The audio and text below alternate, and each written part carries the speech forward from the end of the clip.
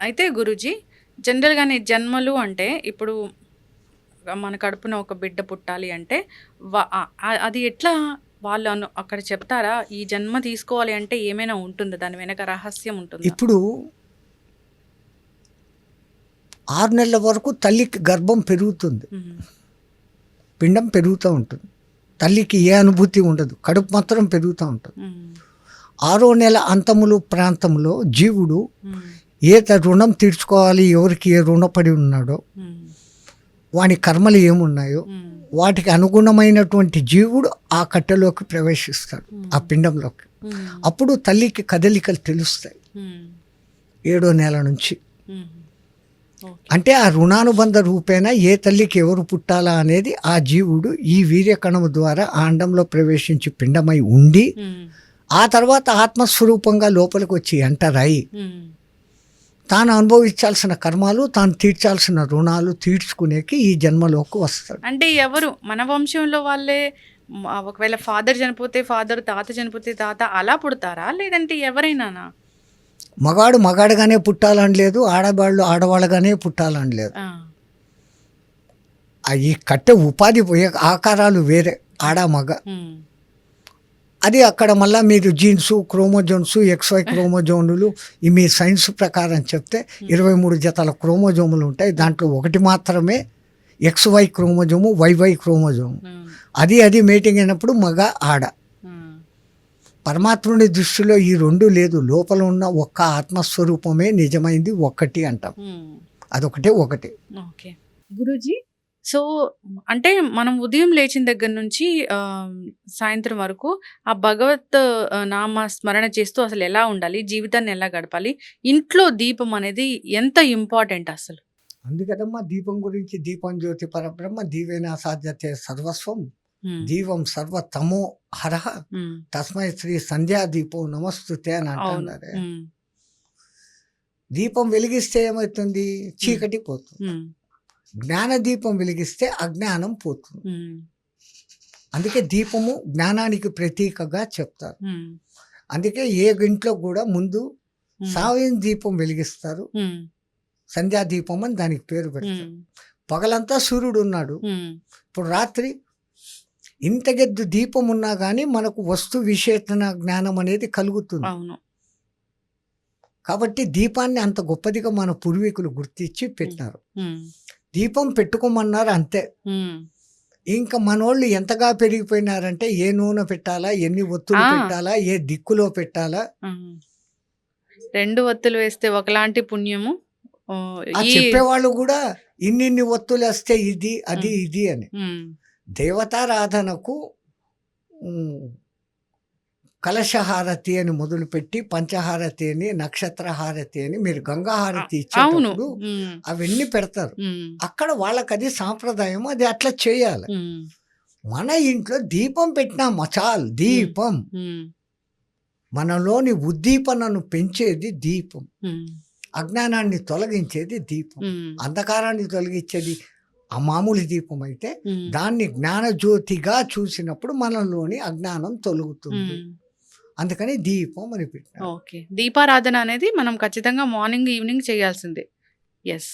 అయితే సూర్యుడు రాకముందు, సూర్యుడు అస్తమించే సమయంలో. హ్మ్. అంతే. అదే ర్యాండమ్‌గా టైం. గురూజీ మన ఇంట్లో పూజా గదిలో చాలా రకాల ఫోటోలు పెడతాం గదా!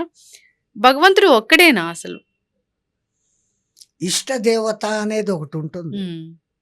భగవద్గీతలో కృష్ణ పరమాత్మ నువ్వు ఏ రూపంలో కొలిచినా, ఏ హ్మ్. పేరుతో పిలిచినా నాకే చేరుతుంది అని అంటున్నాడు హ్మ్. కదా! హ్మ్. అటువంటప్పుడు ఇప్పుడు నాకు గణపతి అంటే ఇష్టం. నాకు హ్మ్. కష్టాలుంటాయి. హ్మ్.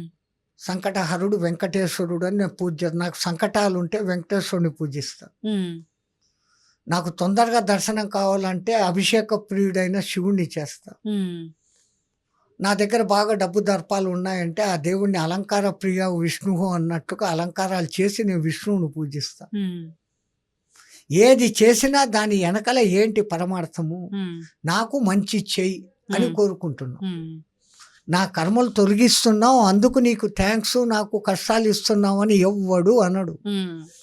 గుళ్ళోకి పోయి నా కోరికల లిస్ట్ అనేది చదువుతాడే తప్ప హ్మ్.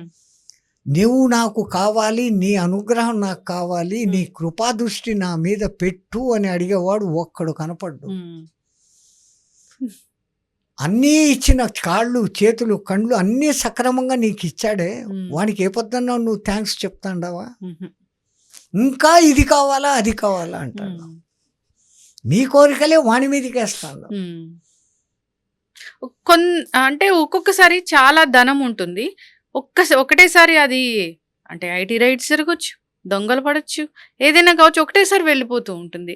అది ఎందుకు జరుగుతుంది గురూజీ? సిరిదా వచ్చును నారికేళంబుల జలంబులు పోలే, సిరిదా పోయిన పోవును కరిమింగిన వెలగపోలే. కరెక్టా? అది కరెక్ట్.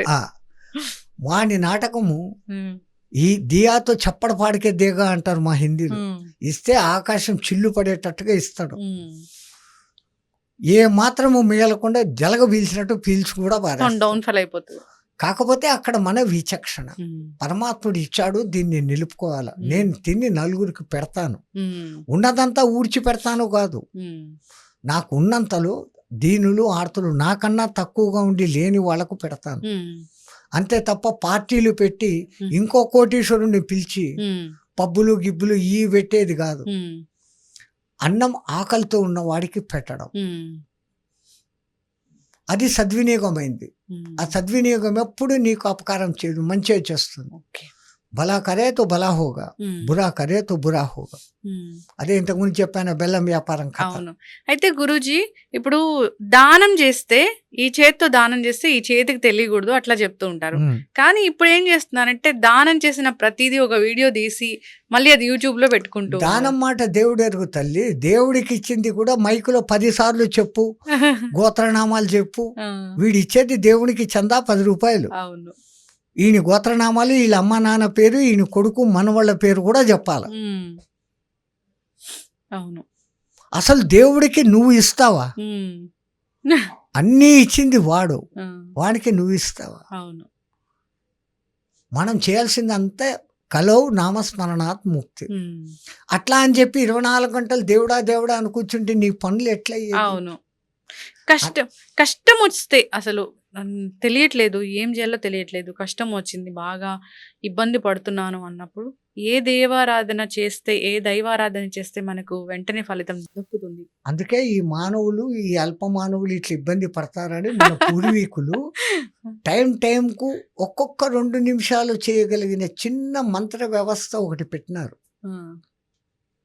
ప్రొద్దున్నే మీరు బెడ్ మీద పడుకున్నారు, ఇంకా కళ్ళు తెరిచారు, లేయలే, వెంటనే ఈ 2 చేతులు ఇట్లా నలుపుకొని కళ్ళ మీద పెట్టుకొని కరాగ్ర వసతే లక్ష్మి, కరమధ్యే సరస్వతి, కరమూలంచ పార్వతి, ప్రభాతే కరదర్శనం.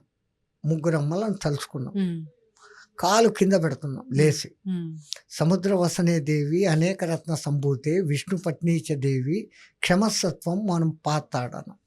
అమ్మ భూదేవి, నేను ఎంగిలేసిన, మలినం చేసిన క్షమగా ఉంటున్నా, గుంతలు చేసిన బాధపడ్డంలే, నాకు మళ్ళీ పంట ఇస్తాను, ఇంత చేస్తున్న నీ మీద నేను కాలు పెడతానమ్మా, క్షమించు. ఇది చదివేదానికి ఎంతసేపు పట్టింది? పొద్దున్నే కరాగ్ర వసతి లక్ష్మీ, కరమధ్య సరస్వతి, కరమూలంచ పార్వతి. ఎంతసేపు అయింది? ఇది సెకండ్స్ కూడా పట్టలేదు, 1 నిమిషం అనుకోండి, అయిపోయింది.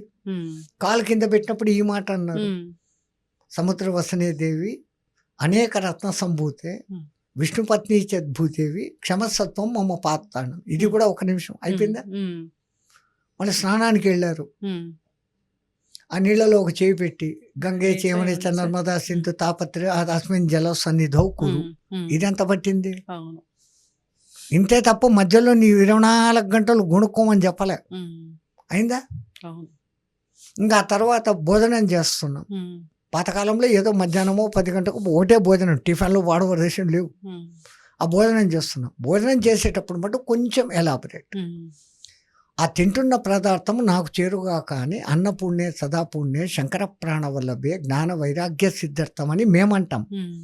భక్తి జ్ఞాన సిద్ధార్థం అని మీరు అనాలి. మళ్ళీ ఈ మంత్రం కూడా అందరూ ఒకటే చదివేస్తే మీకు వైరాగ్యం ఎందుకు?